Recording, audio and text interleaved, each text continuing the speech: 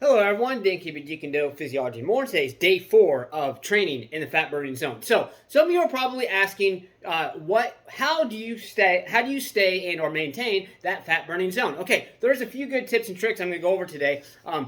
So one of the most important things is do not, and you shouldn't be doing this anyway.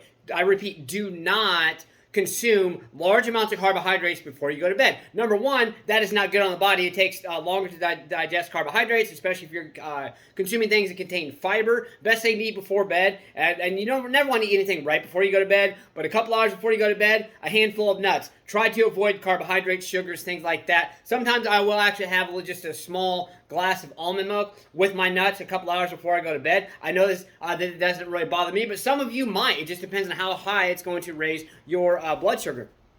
So as far as maintaining that, other than, like I said, do not consume large amounts of carbohydrates before you go to bed. Try to consume either proteins, and actually it's best to consume primarily fats, because nuts really don't honestly raise your blood sugar, hardly if at all. So that's why a handful of nuts or two, a couple hours before you go to bed, very extremely important for keeping in that fat burning zone. The moment you consume carbohydrates, especially a large amount, before you go to bed, that your body, like I said, is going to have to digest it, and it's going to shift to more of a carbohydrate burning state. Yes, you want to burn carbohydrates, but you should be limiting your carbohydrates, especially if you're trying to train in the fat burning zone. That obviously for athletes, that is a little complicated and extremely difficult to figure out. I know me personally, especially with all the cardio that I do, it was difficult for me to figure it out, but that's where it comes down to, hey, you must know your body. So another trick you can actually do is do more steady state cardio. And what I mean by steady state cardio is, okay, a jog for about the same pace, a bike ride for about the same pace, treadmill, elliptical, whatever it may be. Something steady state, meaning at the same pace.